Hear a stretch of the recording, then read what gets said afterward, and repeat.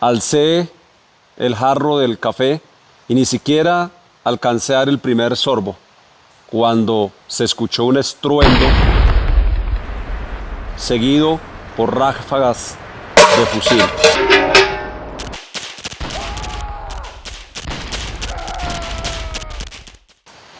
Esta es la historia de dos hermanos separados por el conflicto armado, luchando en la guerra en bandos diferentes.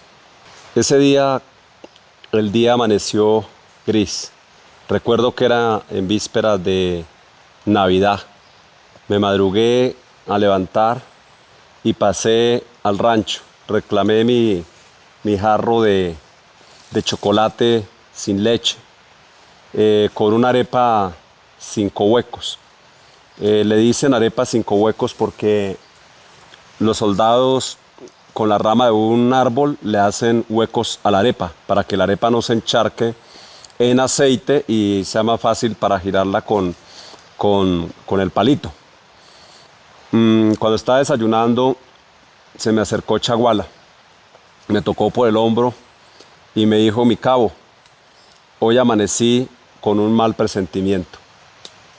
Ni siquiera respondí a sus palabras. Solo me limité a mirarlo, pues yo también sentía lo mismo. Como decía mi madre, tenía una corazonada de que algo malo iba a suceder ese día.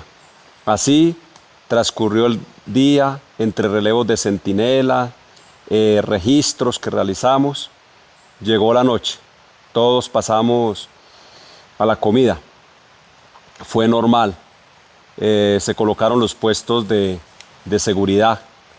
Estábamos en medio de una inmensa selva en inmediaciones del departamento del Meta. Yo me fui para la hamaca. Después escuché un susurro, me levanté y me dirigí y encontré a los soldados de mi escuadra sentados, todos reunidos bajo la sombra de una inmensa higuera. La higuera es un árbol muy grande, característico de las selvas de Colombia. Sus raíces dicen que pueden crecer hasta más de 20 metros. Incluso las solapas de las raíces sirven como refugio. Muchas veces nosotros las utilizamos como trincheras o para dormir ahí. Cuando me acerqué, todos los soldados estaban ahí reunidos y les dije: ¿qué está pasando? Uno de ellos me respondió: mi cabo, no tenemos sueño, tenemos un mal presentimiento. Creo que es mejor quedarnos acá y pasar la noche. Yo me quedé ahí con ellos, todos hablábamos en susurro, debajo de la raíz del árbol. Uno de ellos me pasó el jarro de su cantimplora con un poco de tinto ya estaba frío, y me dijo: tome, mi cabo, para que no le dé sueño, porque esta noche va a estar larga. Tomé en mi mano derecha el jarro de café. Esa aroma al café recién hecho me transportaba a los recuerdos de mi madre. Mi vieja todos los días se levantaba en la finca y colocaba una enorme olla de café. Ella cocinaba con leña y por allá a las 5 de la mañana nos gritaba: pasen, muchachos, a tomar el café, están retardados para que se vayan a trabajar. Ahí pasábamos todos a tomar nuestro café y ahí iniciaban las tareas del campo. Alcé el jarro del café y ni siquiera alcancé a dar el primer sorbo cuando se escuchó un estruendo seguido por ráfagas de fusil. En ese momento me quedé como paralizado. Mi jarro se cayó, se fue al piso y tronó sobre una piedra que estaba cerca a la raíz del árbol.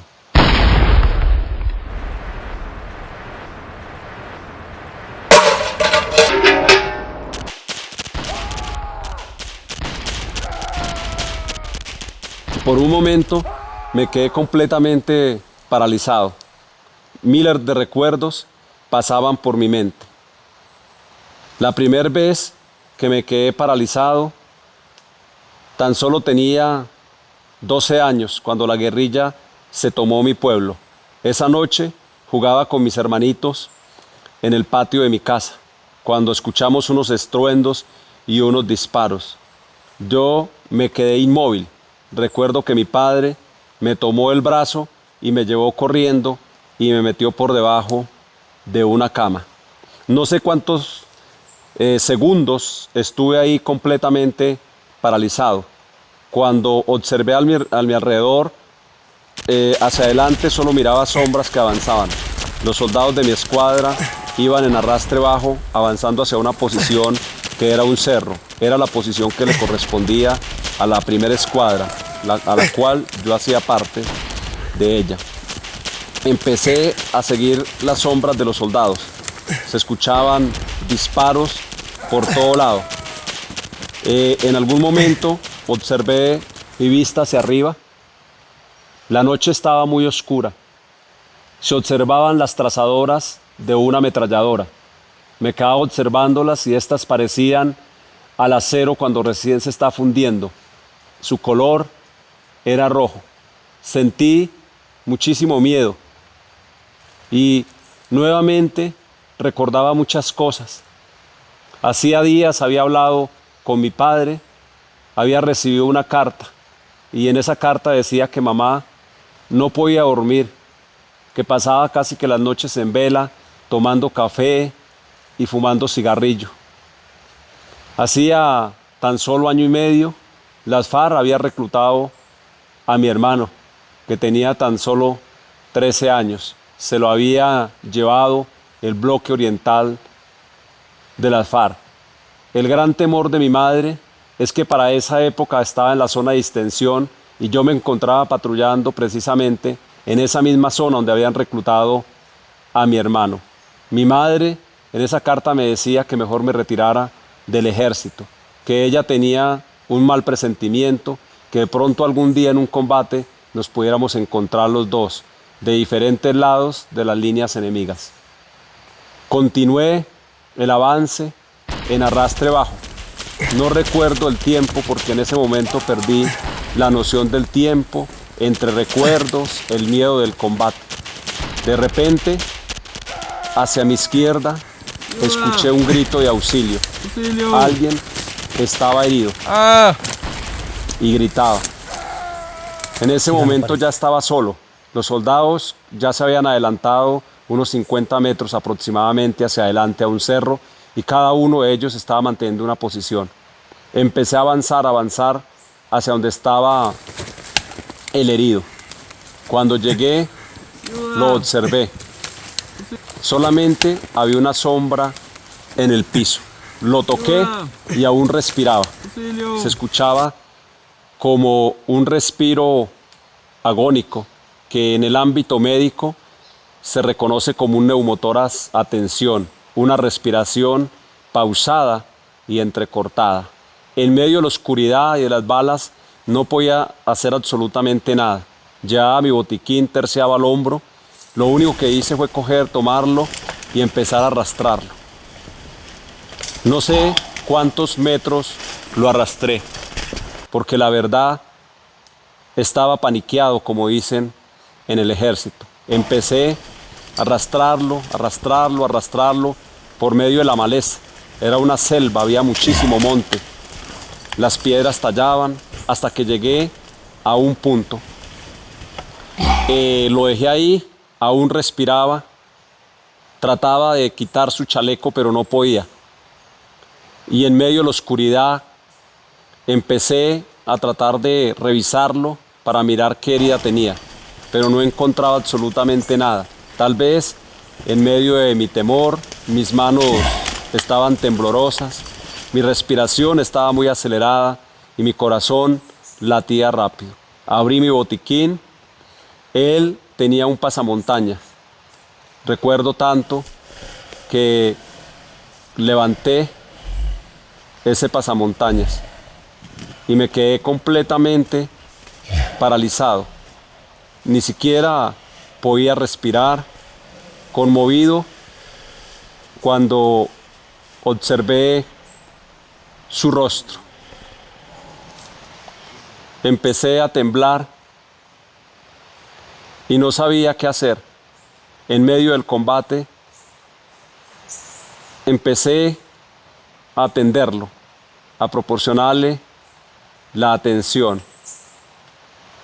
Estaba muy nervioso porque me traía otro recuerdo de niño, cuando la toma guerrillera, 5 días después de la toma, en mi escuela, la Madre Superior nos mandó a hacer aseo de un pequeño cultivo de piñas.